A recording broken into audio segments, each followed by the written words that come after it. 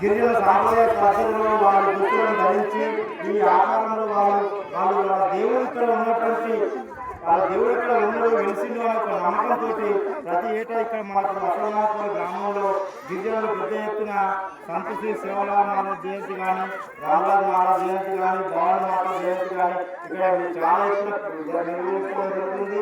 మరియు నవరాత్రులు కూడా ఇక్కడ 9 రోజులు ప్రతిష్టంగా ఒక పెళ్లి కాని అమ్మాయిలతోటి ఇక్కడ 9 రోజులు ఇక్కడ చాలా అంగరంగ వైభవంగా నవరాత్రులు నిర్వహించుకోవడం జరుగుతుంది.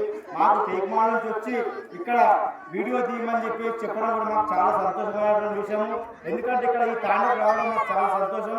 ఇక్కడ ఉన్నటువంటి వాతావరణం పచ్చటి పొలాల మధ్యలో మనకు కనిపిస్తున్నటువంటి టెంపుల్స్ కానీ మనకు రామరాజు మహారాజ్ టెంపుల్ కానీ భవానీమాత టెంపుల్ కానీ ఇంకా సంతశ్రీ శివరామ మహారాజ్ టెంపుల్ కానీ ఇవన్నీ చాలా ఘనంగా గ్రామస్తులు ఒకటై ఏకమై ఇక్కడ ఏకతాటిగా ఉండి వాళ్ళు గిరిజన సాంప్రదాయంలో వాళ్ళు వాళ్ళ దేవుణ్ణి వాళ్ళ దేవతను భారీ ఎత్తున కొలుచుకోవడం జరుగుతుంది.